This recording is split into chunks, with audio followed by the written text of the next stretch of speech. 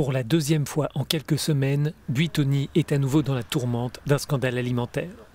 Une nouvelle plainte a été déposée en France pour intoxication à la bactérie E. coli dans une gamme de pizzas. Ces deux affaires s'ajoutent aux 150 cas de contamination récemment révélés à la salmonelle dans 9 États membres, cette fois à cause de chocolat Kinder.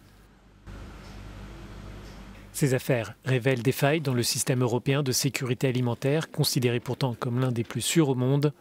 Pour les associations de consommateurs, ce n'est pas tant le dispositif commun qui est en cause, mais le manque de moyens des États et de volonté des industriels. Nous avons, il y a déjà 3 ans, publié un rapport qui mettait en évidence une diminution assez préoccupante des ressources qui sont affectées à ces contrôles officiels, donc aussi bien en termes de budget que d'effectifs des services sanitaires. Et donc ça peut éventuellement conduire à ce type de scandale, puisque si les industriels sont simplement laissés à eux-mêmes, si on se repose entièrement sur les autocontrôles qu'ils réalisent, eh bien on risque de passer à côté de certaines non-conformités. En moins de 20 ans, les effectifs de contrôle ont diminué de 7% en Espagne, de 10% en Belgique et de 30% en France.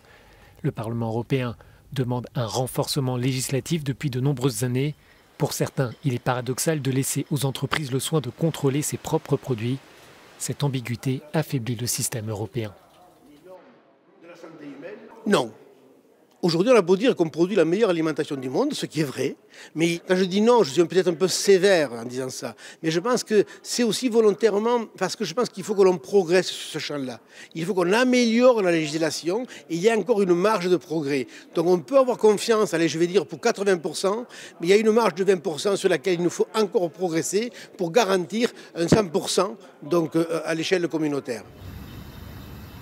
Contacté par Euronews, le lobby européen de l'industrie alimentaire, Food Drink Europe, ne souhaite pas faire de commentaires sur ces deux cas.